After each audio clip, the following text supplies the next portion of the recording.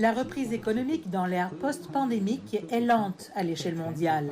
À la lumière de cela, des sujets tels que le développement mondial, la coopération régionale et la santé publique ont occupé le centre d'intérêt du sommet mondial de groupes de réflexion.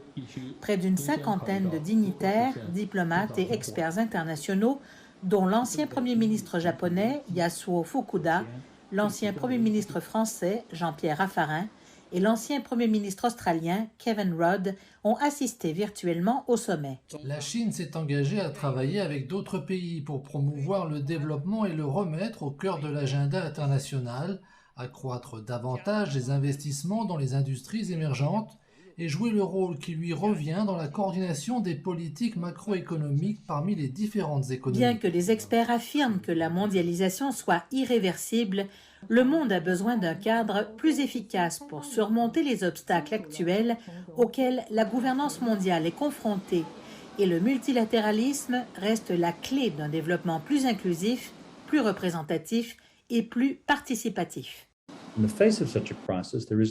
Face à une telle crise, il ne faut pas se cacher. Tout le monde est menacé. La douloureuse leçon d'il y a 14 ans fait face à une crise financière mondiale et toute mesure conservatrice ne sert à rien. Seule l'unité peut résoudre la crise. Grâce à des discussions ouvertes et approfondies de ces groupes internationaux de réflexion, nous avons pu parvenir à un consensus majeur sur des questions d'importance, telles que le changement climatique et les objectifs de développement durable des Nations Unies. Selon les experts, l'impact de la pandémie de la COVID-19 se fait toujours sentir à l'échelle mondiale.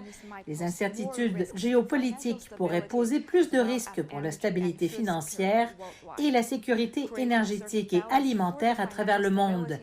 Il note que la création d'un équilibre entre la gestion de la crise financière et la découverte de nouvelles opportunités commerciales basées sur la technologie demeure cruciale.